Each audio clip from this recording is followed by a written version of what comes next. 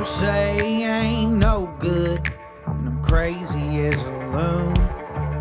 Cause I shave my head in the morning, pick guitar in the afternoon. Just like old Chief and Charlie, I like to lay around in the shade. Well, I ain't got no money, but you better believe I got it made. Cause I ain't asking nobody for nothing if I can't get it on my own.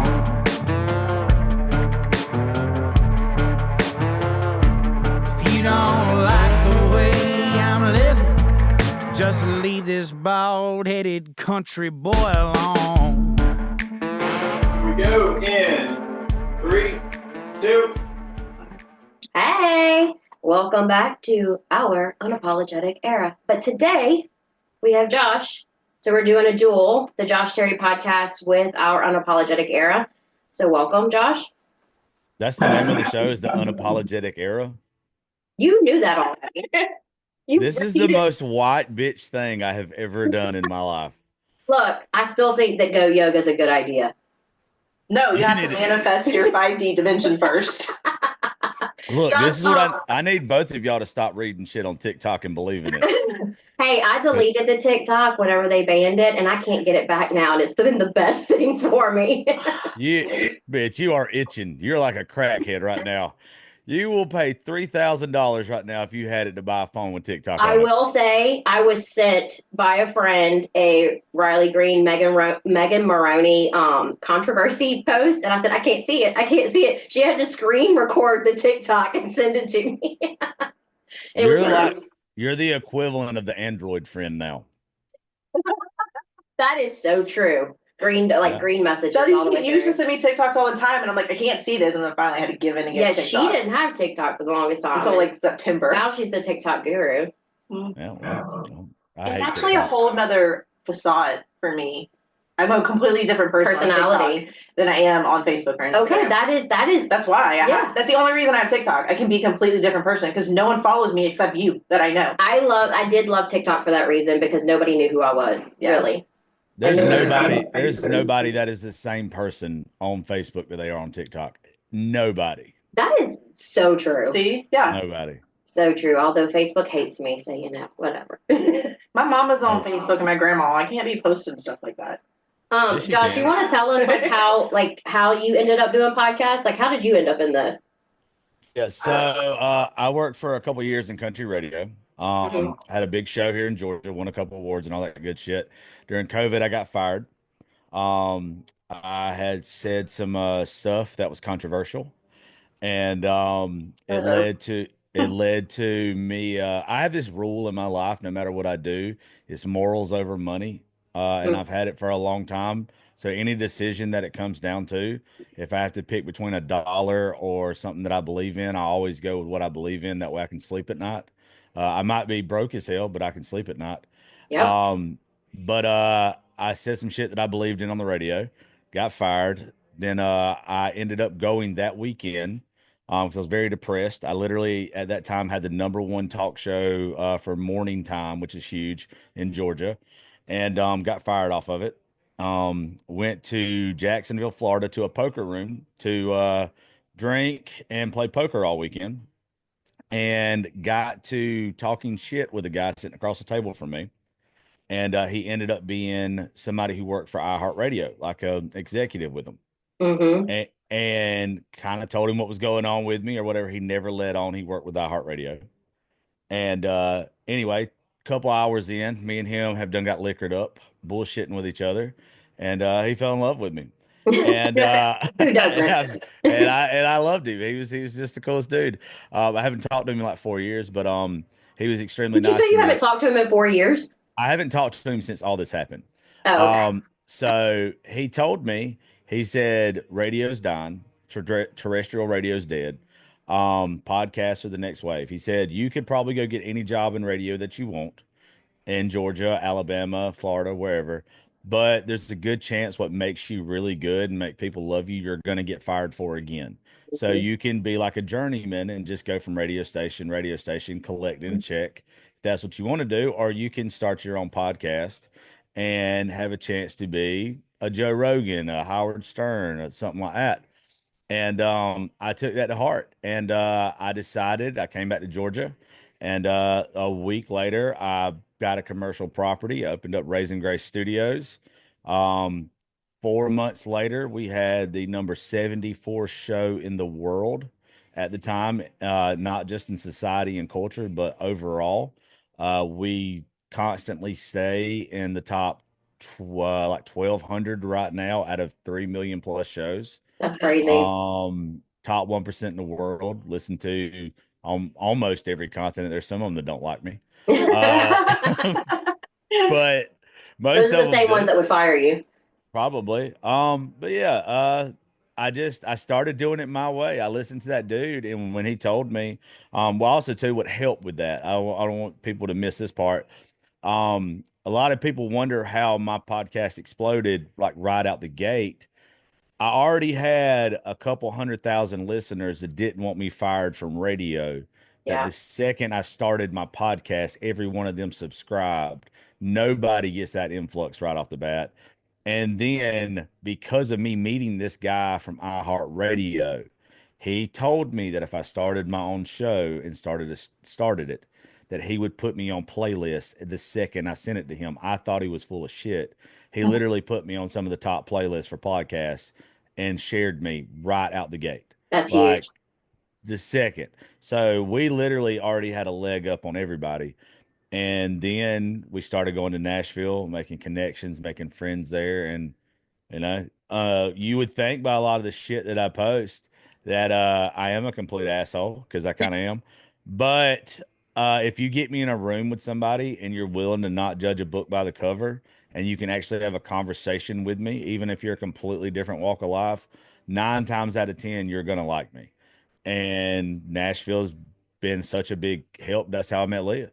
Yes. That's how we become buddies. And that's pretty much been my life the past 5 years. Okay, so I have to say this, like, not only are you and I friends, but I have a tremendous amount of respect for you personally. Josh and I have done very little work together compared to our friendship. Our friendship is more established than our business relationship. So I brought you on not just because you have such a great podcast, but because I really truly respect your opinion. And we have gotten a lot of feedback that we need a men's perspective, that we need a man's perspective. There is no better man's perspective than yours, honest to God. And I know that personally from you. He is as hard as he is, he's soft also. And so I know you're perfect for this. So what she's saying is we need a man, Josh. Well, yeah. Hey, I'm one. I'm one. Yeah, he is a man. We need a man. He is a man. No, I know, like, you're currently, you're in a relationship, but you're single, like you're not married. How have you felt about the journey of relationships today? Whether First off, I hate how you said that. which part? The journey? You're in a relationship, but you're single. I mean, like, I meant like you're not married. Okay. But You're not on lock and key quite yet. Yeah, I meant like You're not a ball and chain. Well, but see, that's not how I see it though. Like that, I but guess you that's why. don't live in the same household, is what I meant. No, but I don't even see relationships like that. So I take relationships stupid fucking serious. I've only been in. I'm 37. I've never been married because I value what marriage is. And I've always said I'd rather spend 40 years looking for the right person than just settle. Like I still believe in that old school shit. And the fact that I've only dated like 4 or 5 people serious since I was 18, I do see it as a ball and chain, but like a good thing. Like if I make a commitment to you that I'm just seeing you, I'm a piece of shit when I'm single. Don't get me wrong. Like I am. I have a good time. I enjoy my life. But like the girl that I really not. But when I'm seeing somebody, I treat it like a marriage. I think that's what you're supposed to do, because if you're not, then how are you treating it? Okay, well then I have a question for you. You said you've been single all of this time, or you haven't been married all of this time because you were waiting for the right person. Are you sure that you're not overthinking this? Why haven't you jumped on it with one of these people? It hadn't been right. Okay. I mean, and I know that oversimplifies it, but It's a like, man though. Y'all are oversimplified. yeah, kind of. But there's this guy that like, look, you're gonna fuss and fight with people. You're not gonna have a Mhm. perfect relationship. You're not going to. But it's not about having a perfect relationship with somebody. It's about when you go through hell with somebody, who's gonna be the person that goes through hell with you, or who's the person that's gonna put you through hell. Yeah. Mhm. And I've had women that have put me through hell that wasn't willing to walk through hell with me. Oh yeah. Like that's kind of the difference. Like when you find that person that will actually go through the trials and tribulations with you, that will struggle with you, that will do all this shit to no matter what they're not giving up, that's the person you don't give up on. Like that's why I haven't got married yet. Yeah, I When say you're that they need to fill the gap because none of us are always on our P's and Q's. So who can fill that gap whenever you're in a dip? I yeah, always and it's look for like who's the one feeling 80% what I'm looking for. You're never going to find anybody that's 100%. But like what he's saying is, I need somebody that's going to stay in their ground, aka well, myself. Stay, Yeah. stay. well, it's like for some of y'all, and I can't speak for all women when I say this. It's you ought to have the things that matter most to you. You ought to have those things that you don't waver on. Hmm. Those things that are deal breakers. Now, those should be the boxes that somebody checks off, right? But then there should be some boxes that you might sit here and say, "Oh, this matters so much to me right now." But it really shouldn't. So, like, let's say for some women, I hear y'all talk about this shit all the I know where time, you're going with this, and, and I and, like and, and it is it. gonna be funny to me. You're gonna sit here and say some of y'all. No, I'm sitting saying either one of y'all. You're gonna say he's got to be 6 foot. He's got to be wealthy. He's got to be all of this shit. He's got to be every one of these things. But the thing is, if you're sitting here and you're looking at those boxes, and those are the boxes that that dude has to check off first. Well, you're missing that this dude ain't going to be there and be supportive of you when you need him. Hmm. He's not going to pick you up when you're down. He's not going to hold you when you're crying. He's not going to be all the rest of this shit because all he's ever had to do is be rich, be 6 foot tall, and be good looking. And everybody's You're, replaceable. yes. So when you're focused on those boxes, you're kind of missing the ones that matter. But if you focus on the ones that matter, that those core beliefs, for me, you got to have faith. You got to have a good heart. You got to be kind. You can be a little crazy. I like the crazy ones. Like there's no doubt about that. I do know. But you got to be crazy in a way that's exciting. Okay, Like I have a you theory. got to be fun. I have a theory that men fall in love with the crazy that they find adorable and cute and sexy, and women fall in love with the stupid that they think is adorable, cute, and sexy. Because all men are stupid and all women are crazy. How do you feel about that? I like a crazy woman, but I like ones that are crazy about me the way that I'm crazy about them. There's a Say line so. It's there. his crazy. Yeah, yeah, but somebody has to match your crazy. There's a lot of people, and this is a very fucked up thing what I'm about to say, but it is 100% true. There's a lot of people that live a domestic lifestyle, a domestic violence lifestyle, and it works for them. And it's very fucked up to say No, that. I know what you mean by that. They beat the shit out of each other, but then the next day they're so in love with each other. They That would probably need to ne do a little inner work, but yeah, I They do. get They do. it. That But then would you can't. never He's that right. You would can't. That's their familiarity and Yeah, decide that yeah. that's what they're comfortable with. physiologically everything. That's their familiarity. So if they leave that, it's it's their Well, connection. If they found someone who was like what we call healthy, it would never work. they wouldn't know yeah. what to do. Well, that's been normalized to them. So like Right. when something is normalized to you, whatever you've grown up with, whatever you're used to, you really don't know life outside of that. And it's uncomfortable when you find that. So even like when somebody expresses their love in a way to where you're being violent toward each other, if you're being violent back, you think that you love each other. You're two Yeah. crazy fucking people that don't need to either one of you need to be in a relationship. But that's how you express it. For Hmm. me, I have to have somebody, and I have that person, luckily, that their crazy matches my crazy. Like, and that's cool with me. That's why I've always been obsessed with this woman since we dated the first time. But like, there's a lot of people that they get turned off by crazy, but they don't realize if that crazy matches your crazy, you're fucking golden. That is the Yeah. best shit ever. That's what people ought to look for. Is that the spark we all want? Is that the Yes. spice we're looking for? It's you're never bored. Think about it like this. Me and her were literally talking about this on the way back from Nashville yesterday. Me and her, whether we're doing nothing at all or we're in Nashville, we have just as much fun together, and it's because we're both a little bit crazy.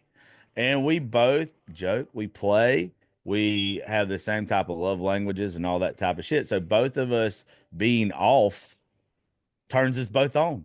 Like that's, I mean, it works for both of us. I heard something interesting yesterday. It wasn't on TikTok because I can't get on TikTok, but they said that if you always date somebody that you're really compatible with, then you're not actually pushing yourself and your boundaries. Like you're not stepping outside of your comfort zone. Yeah, but sometimes I go over that boundary when I should. Well, I thought it was an interesting concept, but I don't think it fits everyone. Yeah, I don't. I like compatible. Yeah. Like, that's what you kind of should thrive for. Like Yeah. you want somebody that completes the puzzle piece. Yeah. You My whole can't- thing is looking for somebody who's home. And so compatible would be important to me also. You need a safe space. Yeah, I want to go home to that person. Yeah. Well, too many people have that thing to where they're like a relationship is 50-50. That's the stupidest fucking thing to me. I so agree. A relationship is not 50-50. It's 100-100. It's 100-100, yeah. You're supposed to be all right and capable of being a person by yourself before you are with somebody else. Like, yeah, you should. Like that makes no sense to me. And there's some days, I mean, I'll look at my husband and be like, look, I have 50% to give today, and he's going to pick up that other 50, and he's doing 150% today. It doesn't happen all the time, but we are very clear of our day, and we start our morning every morning, like, what do you have? What can you give today? That would be that fill in the gap thing. Yeah. And so some days I'm like, look, I'm 110% in today. He's like, cool, I'm going to go take a nap. Like, it's absolutely right. It's never 50-50. That's also good communication. That's awesome. Yeah. Well, you're never going to be on all the time. No. Like you're never going to be. But like it should be. The only reason why we date, the only reason why we get married, the only reason why we want a relationship is because we have a need to not be alone for one, but we don't want to do life by ourselves. You don't want to be with someone who makes life more difficult. You don't want to be with somebody that takes away. You want to be with somebody that adds to a situation. You want somebody that when you are on 50% juice that day, that'll give you their 50, that makes up that makes that day equally as good. With that being said, I don't want somebody who's just a butt kisser either, though. You Does that make unless- sense? I don't think What anybody does does. that mean? Like, I don't want somebody who's just like, oh, you're so wonderful. Like, I'm having a shitty day. And they're like, oh, but you're so great. You're so wonderful. No, like, could you just. I've had that. I hate that. That's gross. Yeah, you say that though. That's not your love language. Yeah. Yeah, true. And I mean, there's sometimes my husband's been like, I've tried to pull that out of him as pity, and he's like, put your big girl panties on and get it together, because this is not happening right now. And he called me out too. Yeah. So, I mean.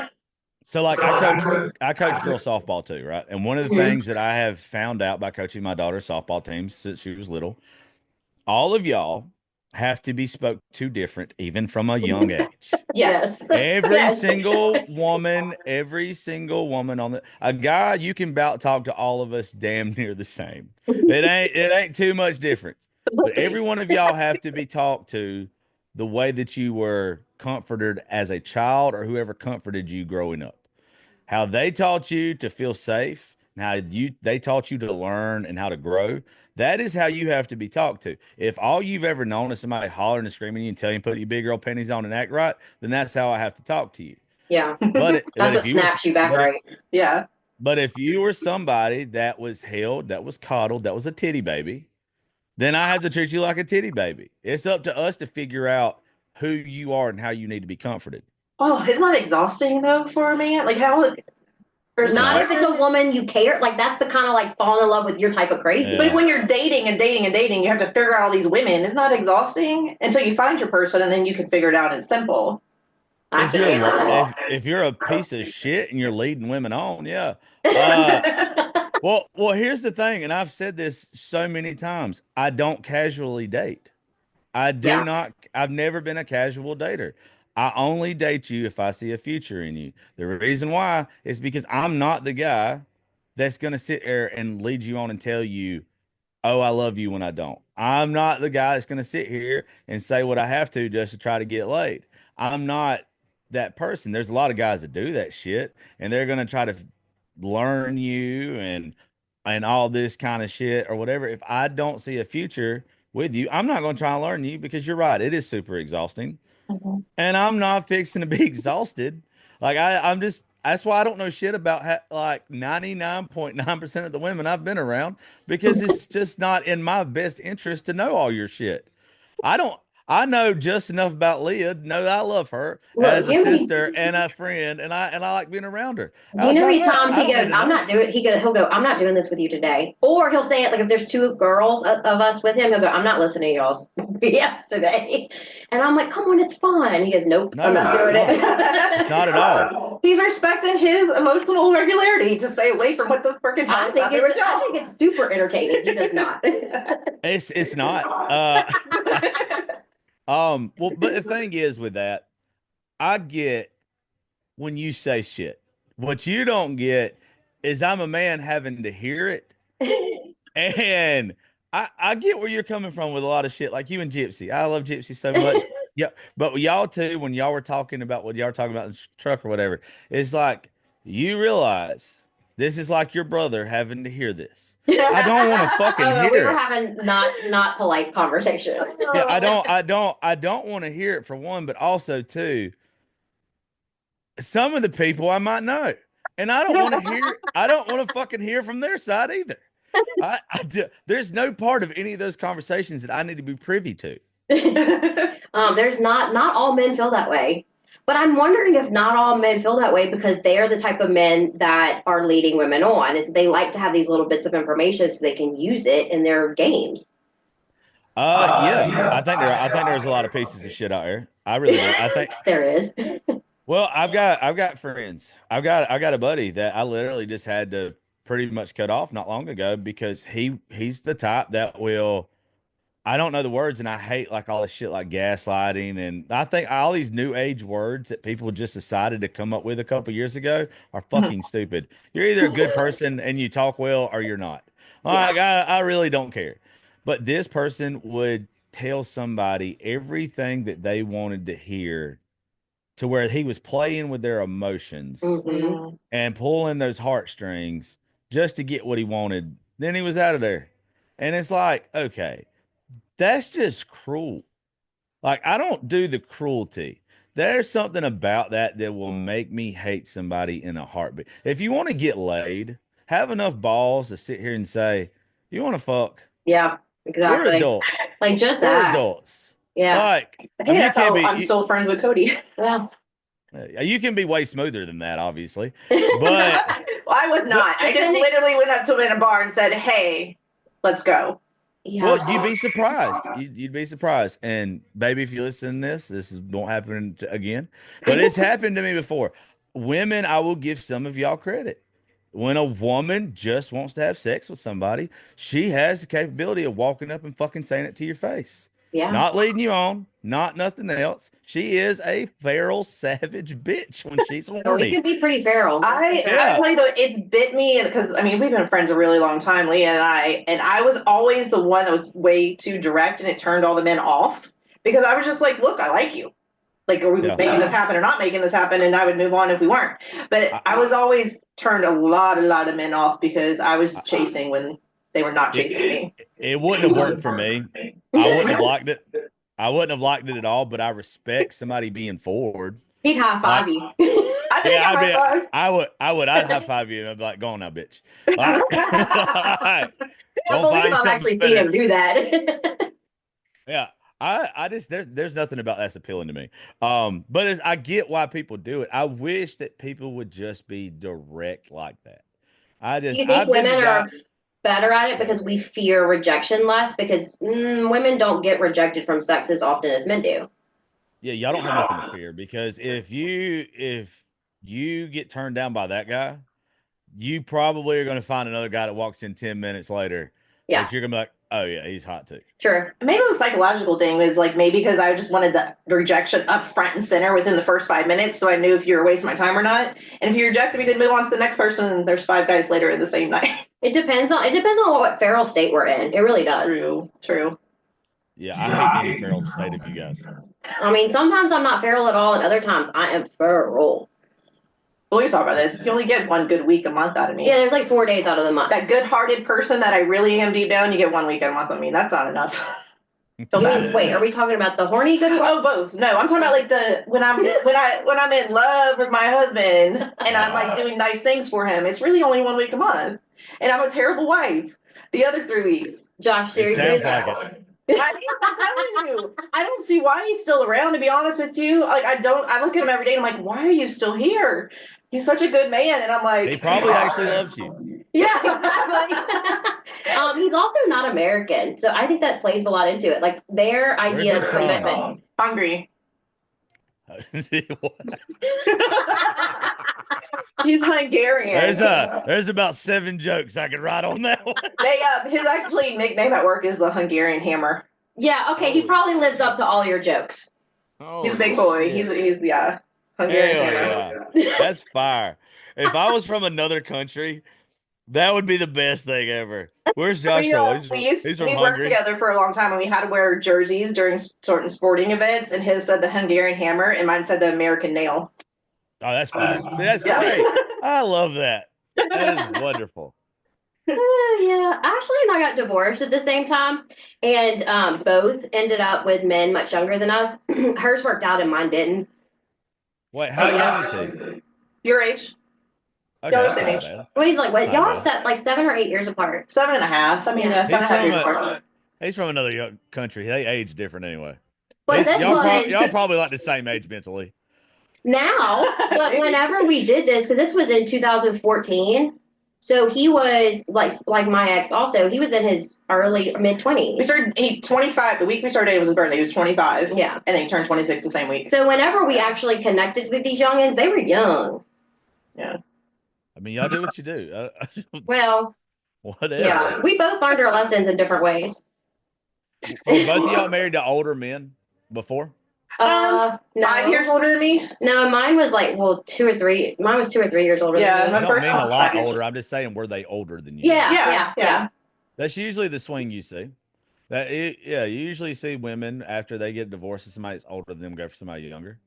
Okay, well, this actually brings up something that I've been struggling with, and that's that I would really like to date my age, but I'm finding the men that are my age are so bitter and jaded and just angry, and so I, out of just default, go back to having fun with the younger ones, which I know there's no future in. But you are close to my age-ish. What's wrong with these men? Are you talking about the older, bitter ones? Yeah. They probably. Like one of the things I'm going through and learning a lot more is like self-awareness, like things that you can fix about yourself. Yeah. A lot of older men, you got to understand. I'm only 37, so I'm going to speak for somebody that's 50 years old here that I should not be speaking for. I was about to say. But if I understand this about my generation, then I would imagine an older generation is even tougher. You have to get it. We were taught by parents, by our dads and our grandparents, the complete opposite of everything that a woman actually wants. We were not taught how to love unconditionally. We were not taught how to express our emotions. We were not taught how to just talk about our feelings. That was never taught to me at 37. So if it was not taught to me at 37, it damn sure was not taught to an older man. So a bunch of these guys have lived their whole lives thinking about work, providing, and just getting by. They don't even have, a bunch of them don't even know what life is. Think about a lot of the guys that you've dated, a lot of the guys that you know.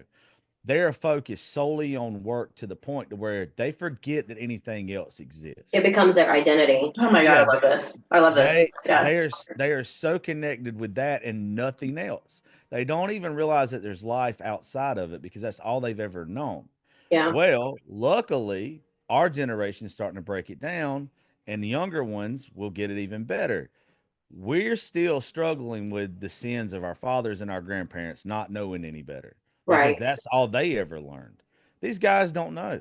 If these guys were taught how to love, they were taught how to live, they were taught how to be truly happy.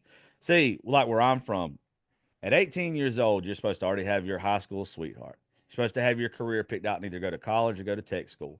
You're supposed to have your job by 20. You're supposed to be married by 21. You're supposed to be retired by 45, 50 Ugh, years old. Your whole life is planned out for you. At no part in that are you taught to chase your dreams, right. to actually pursue something that you're passionate about. You're not Or taught get to know any of that yourself. shit.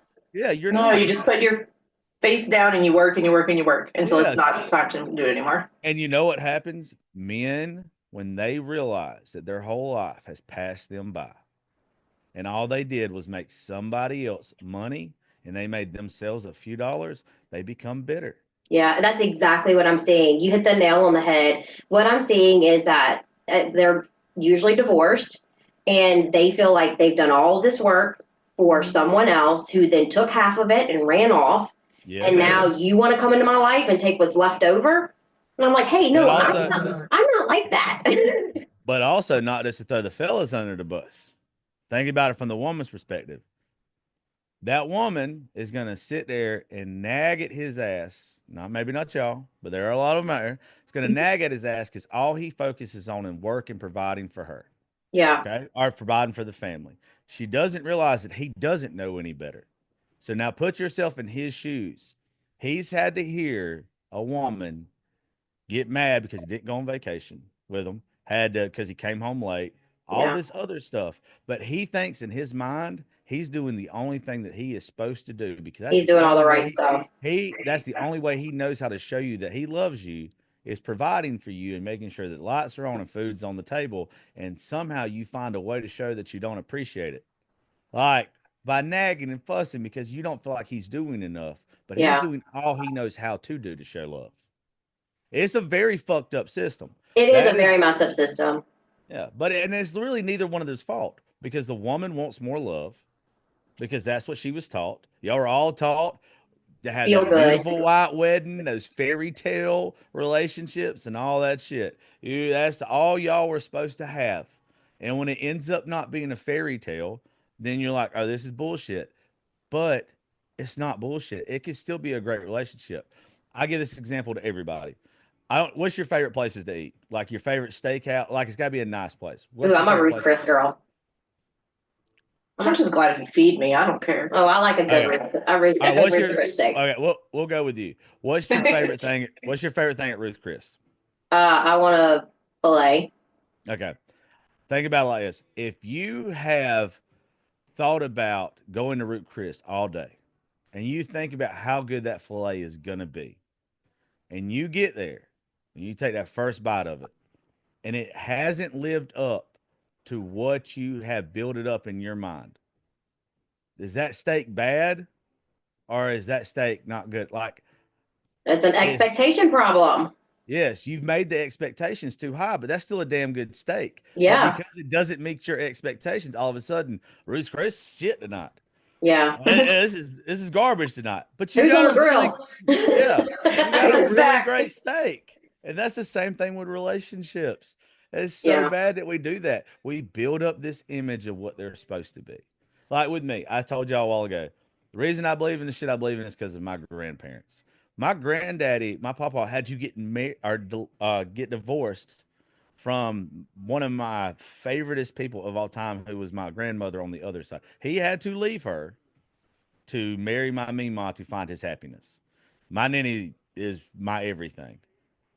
But he had to leave her to find his happiness. that's a good thing, right? Yeah, yeah, it is. It is. 'Cause I'm glad he's happy. Yeah, But sometimes you have to leave what somebody else considered a fairy tale or something because it's not good enough for you. okay, I Like, have to know like how old he was whenever he did that. he had to be in his 30s. Okay, so He he had, was still young. yeah, he had to be 30s, 40s, like, but early 40s, if at that.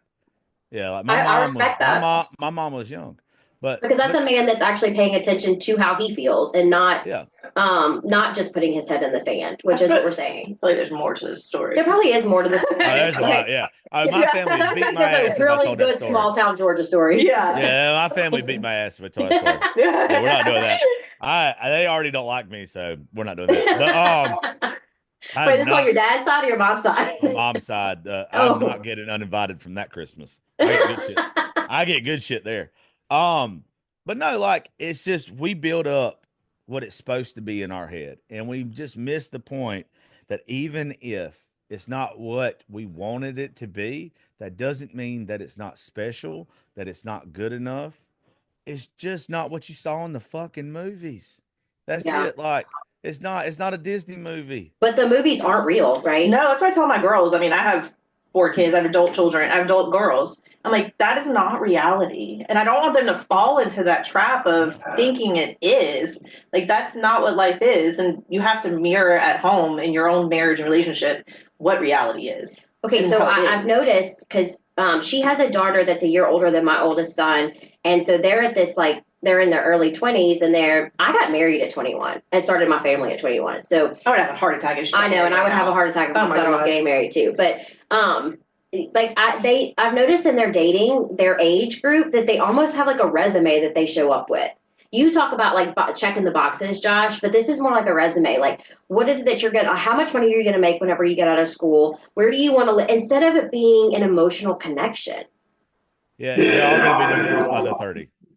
But yes, but they'll have 3 kids. They'll have their 2.5 kids, and then he'll pay child support forever. Do you think that's playing into the bitter man now? I think it's playing in. I think that's more social media. Yeah, I think that's more of you've got all these people now to where when they sit there and look at social media and they see that the options that they have right off the bat, if you don't click all their boxes, then they're going to find somebody at their fingertips that can. but there's always going to be something better. There's always somebody hotter, and there's always somebody that's a little better qualified. Well, that's why you don't go off of looks. That's why you don't you go off connection. You're supposed to find somebody that shows you the difference between lust and passion. Right. You're supposed to show somebody that makes you long for them. Mm-hmm. Somebody that when you pull out their fucking driveway, you miss them. Like, you don't get that by just checking fucking boxes. You have to actually be around people.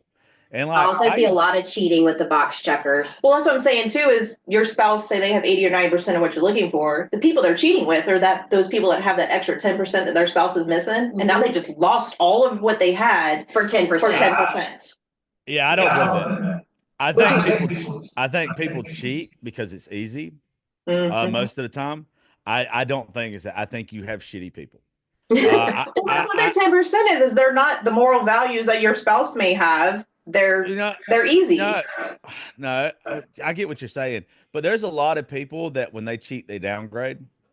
Oh yeah, that's what I'm saying. They're downgrading. Yeah, it's easy. It's just that they're easy, or there's something that's lacking, or I don't know. Like, there's so many reasons why people do. There's so many reasons for cheating. But you really don't see people that are truly happy cheating. No, you don't. I mean, there's always going to be cheaters. There's always going to be pieces of shit. But there's just, if you're truly happy and you find if you find somebody that shows you the difference, like I said a while ago, between lust and passion, you will never cheat. Mm-hmm. Like you can't. I posted something. I think Leah's actually in the fucking video because it was from New Year's. But when you find somebody that lights a fire in your soul, you can't be with somebody who doesn't. Oh, I remember that post. Mm-hmm. Yeah. Like you can't. Like, if you ever sleep with somebody that it's more than just sex, you about can't sleep with anybody else. Yeah. It's impossible. I mean, you can. You can, but it's not fulfillment. It's not the same fulfillment. It's not just the same. Fulfilling a body, not fulfilling your soul. Yeah, you literally are just there. Yeah. I just had this conversation with somebody recently. I was like, yes, I still am feral. Like, and we joked about I stay home. And the reason why I stay home whenever I'm feral is because I get no fulfillment. It's an immediate gratification, in the moment, but immediately I regret it. Yeah, there's your body. Well, how many times have you been to Nashville with me and I brought a girl back? I actually have been lucky enough to avoid most of any shenanigans, but I haven't seen you bring a girl back. I don't. Yeah. I don't. Because high fives them. Yeah, no, I've known Josh about a year, and we've spent a lot of time together. I mean, once a month, we basically live together for a week. And he doesn't hit on women. He doesn't, and women hit on him all the time because he's there as a personality, an entertainment personality. And, no. And I think that's some of the reason why him and I get along so well is because I'm able to kind of confide in him on that, which is. And I do appreciate, like, I follow you on everything too. And it's like, I see you carry yourself in these situations where you can see that presence of like, you're not there for the women, or you're not there like some of these other men are. And I appreciate the way you carry yourself. It's impressive. Well, I appreciate that. I just, at some point in my life, I figured out, and I know this is about the third time I said this now. I figured out the difference between lust and passion. I Yeah. really did. And if somebody doesn't do that for me, it's just a waste of time. It's Yeah. boring to me. Like I don't know how else to tell it to anybody. When I go out, and especially in Nashville, it's worked for me anyway. But I just now I wouldn't, because I'm seeing somebody again.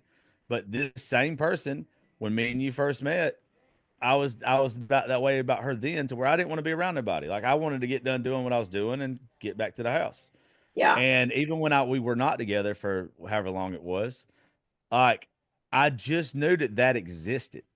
Yeah. And I didn't want just some, and I got some amazing women that are my friends and everything, and they've introduced me to their buddies and all that kind of stuff. And it ain't like there's just a bunch of unattractive women I was around. I'm usually around attractive women, but nobody ever did it for me. Like no one at any point in time made me be like, okay, like this is what I This want. is where I'm at right now in my Yeah, life. Nobody does it for me. And I drink a lot when I'm up there. But you are in a fun. working mentality, which I Right. kind of am it too, and that's another reason why I loved spending so much time with him, because there was actually like productivity happening. It wasn't just going out and partying. But so yeah, I mean, you had two things going against you. You weren't being fulfilled, and you were in work mode.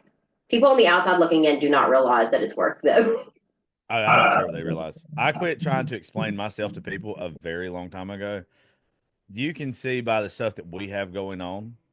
If you think I'm just up there playing around or anything that I do, if I thought that you two didn't have a good thing going here, I wouldn't be doing your show. I don't do shit that doesn't have meaning, that isn't good. Like Right. I'm always working. I don't just do shit to do shit.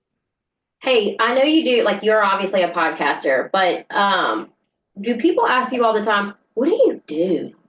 All the time. And how do you answer it? Because I always just like, I'm like, oh, here I go.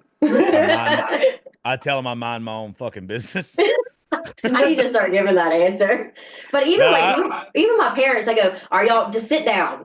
Sit down. My whole point when you said that statement, I was like, "It's your mama. It's your mama." Can you sit down, please? I usually tell people I work in social media and around country music. Yeah, that works. Yeah, if people don't know, plus also too, I don't I don't brag on anything that I do. I don't like talking about what I do. When I go out, where some people just love the light, the spotlight or whatever, I'm usually the guy that wants to be in the corner drinking a beer. I don't want to talk to everybody. Like I want to talk to my friends. That's it. I don't want anybody to know who I am or Well, what I I love do. having the conversations, but I don't need it to be all over social media. Yeah. I just don't. Now, I don't it's really funny for me care. to say that because I'm all over social media, but I'm actually not putting it all out there. Well, people don't get this is a tool. All this is like well, for me, social media is a marketing tool that leads to you listening to my podcast. My Hmm. podcast leads to other business opportunities for me.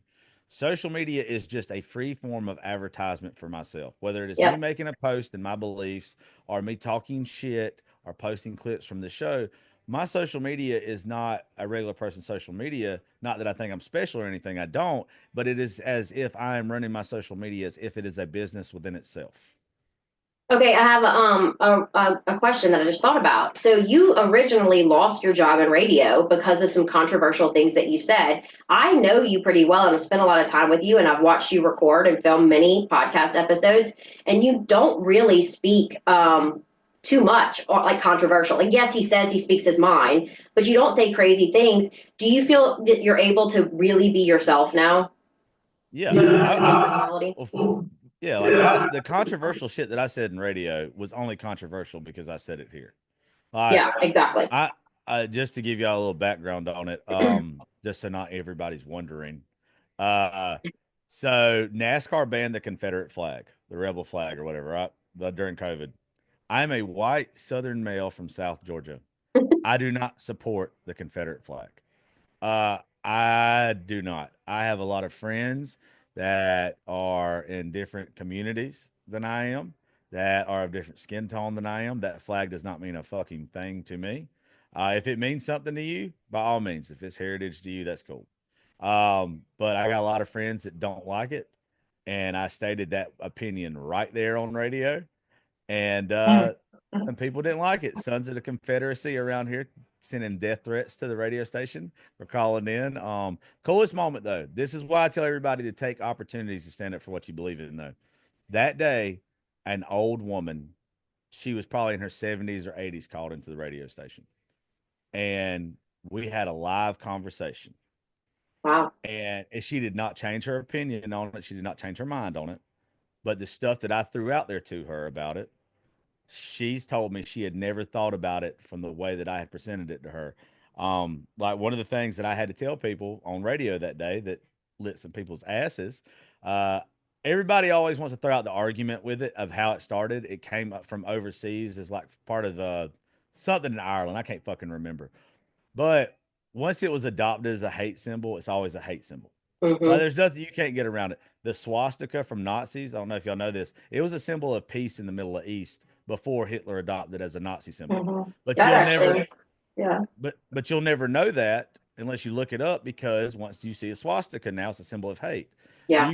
You can never go backwards with hate. Right. You can't.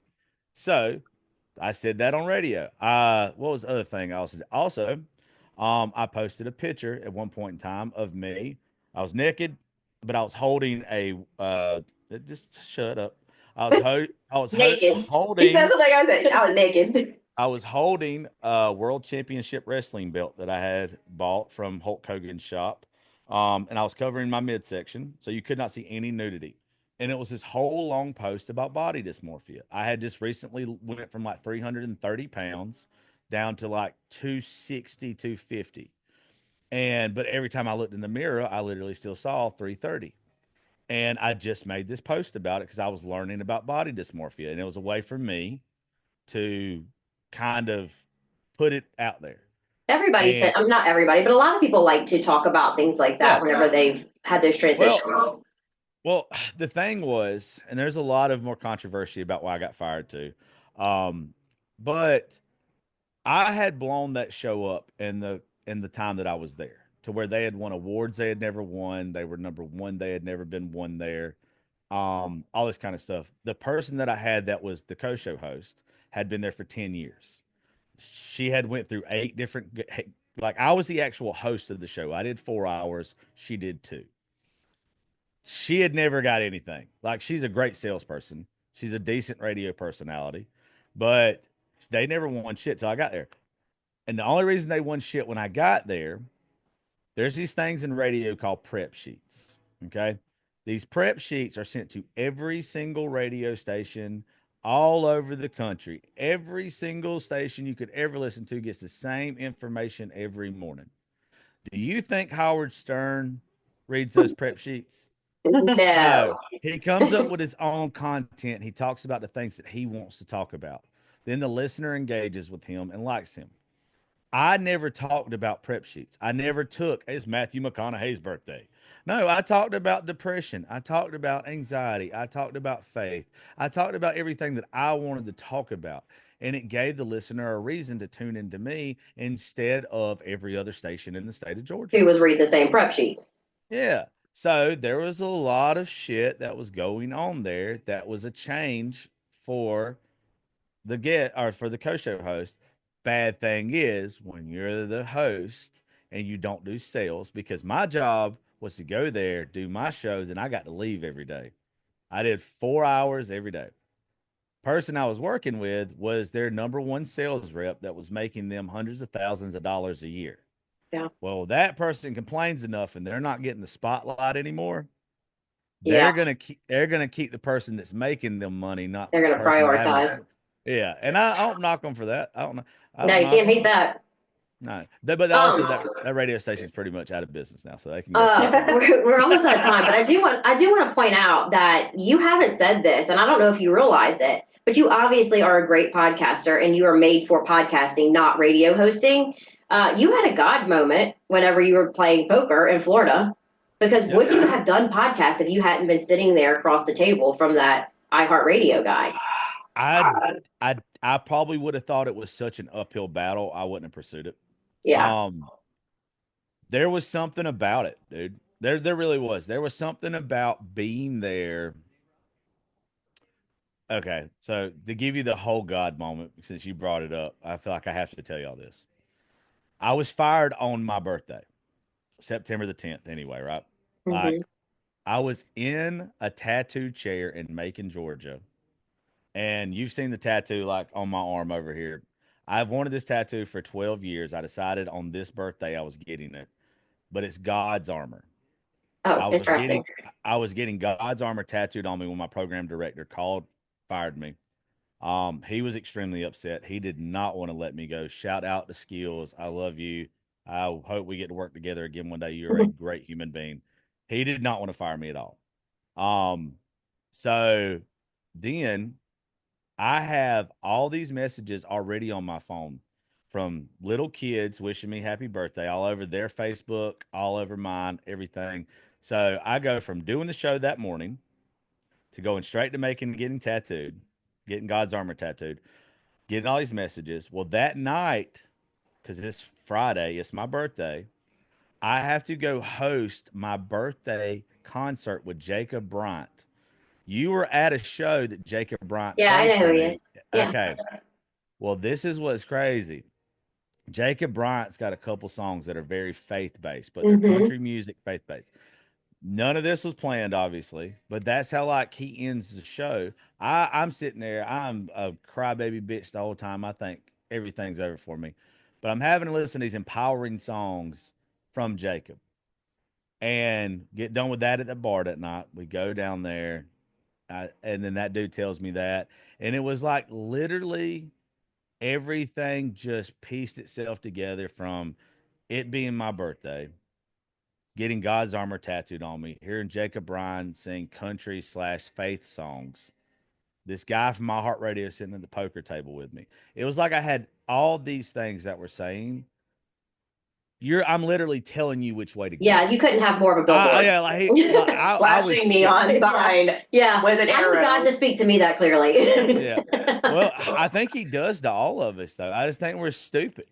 You Like gotta Yeah. hear it. You gotta be willing to hear it. Yeah, you got to be yeah. ready and willing. There's so many things like, and I've learned that I've focused on my faith a whole lot more the past 6 7 months, but like one thing I've really just figured out is sometimes you got to shut up. So Yeah. like Mhm. you don't know everything. You Yeah. don't know, and it is true. Like if you pray and you pray and you pray, and it is His will. But this is what's beautiful about it. Once you get this mindset, and this is what has just saved my life, I really think since May of last year, is when you figure out that some things don't work out because they're not supposed to work out, and them not working out is the plan. Yeah. And you Like, accept it. yeah, and when you get it really through your head that even when you lose, you're not losing. That's a learning experience. That's part of the plan. Now, what did I learn from that? Like even with me and Shelby, even with her, I know exactly now because I lost her when I thought we were fixing to get engaged and all that shit last year.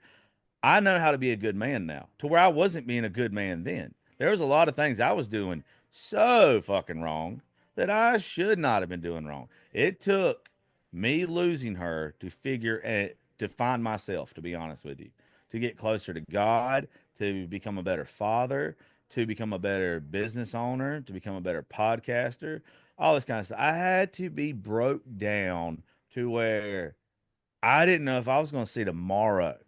It broke me so bad. But there was something I heard from a sermon when I was working out and losing weight, and it was like it's pretty much saying that the reason why we have to be brokenhearted and the reason why we have to be shattered sometimes is because that's more pieces for us to give to God. Oh, that's And interesting. I really took that to heart. And when I was like, this didn't happen for no reason. I can waller in this pain. I can sit here and I can just be a crybaby bitch about it. Or I can pray harder, and I can figure out why I went through it. I think there's a lot of people And let it go. well, they just give up. Yeah. There's a lot of people that want to be in the pain. Oh yeah. That's where they're comfortable. That goes back to that domestic violence relationship we were talking about. For them. Yeah. And they're not looking inward. Yeah, but we don't know how beautiful life can be till we get on the other side of the pain. Absolutely. But you have to go through it. God will let you go through hell just so you know what heaven's worth. Absolutely. Completely agree. I don't need any therapy today. I'm counting. I feel so much better. Thank you, Josh. Hey, I'll tell you, come to Nashville with us. You give me a couple of drinks. I am a therapist. I have her like 80% convinced to come in for Super Bowl weekend. I'm not being on Super Bowl weekend. I know. There's no way. I think I have to go next week to my round for just the day. I'll be there for the round. On the 6th? No, it's on the 12th. No, it's not. It got moved. No, nobody told me. Yeah, I didn't. I just found out. Okay. I'm telling you now. By the way, everybody's listening to this. Raising Grace Rounds, Live Oak, February the 6th. And we're starting our second show at Live Oak. This will be the first one that we distribute that I will be part of, but won't be hosting. Miss Court Taylor, we're going to start the courtroom. She will be handling that. So we'll be having 2 shows come out now from Live Oak. Leah eventually is going to get to do one. I just hadn't told her yet. She just didn't know that. Yeah, I'm fixing to make it to where I don't have to be in Nashville anymore than I have to be. And you guys are going to just take a load off me. Absolutely. Absolutely. Hey, thank you so much for doing this. I appreciate it. It's been wonderful. Y'all great. Change your fucking name of the show. Okay, well, you send us some suggestions. Y'all are good. Now, I only say that because y'all are good. Personalize it. Make it something for y'all. Make it something that stands out. When you're good at this, you can tell. I've been around enough people. Like I told Leah, I don't do shit I don't want to do. I will make up an excuse in a heartbeat. You will do that. I will. I do not. I've listened to some of the clips and stuff. Y'all are good. Personalize it. Make it and make every episode your own. I mean, I know you already do it anyway, but have fun with it. Yeah, right. Enough to be in a lawsuit about. You're not gonna get. If I haven't got sued yet, y'all ain't getting sued. I'm surprised you haven't been sued yet. Have you never seen the videos from the what was it that I got served with? Oh, I blasted them. I got served where I was supposed to not talk about anybody anymore. What are those things called? I don't know what you're talking about. It's a document that a lawyer gives you. I got cease and desist. Cease and desist. Yeah. I got a cease and desist already. But I get those from my exes. I wiped my ass with it on the show and on social media, and I told them to come get me. Bring that shit on. But anyway, no, I appreciate I'm gonna let you go back to your Monday. Thank you again so much, and I need to start documenting more whenever I'm with you in Tennessee. Okay. And posting it. Well, thank both of y'all, and y'all send me this whenever y'all get done. All right, love you. Bye. Love y'all too. Bye. See y'all later. Bye.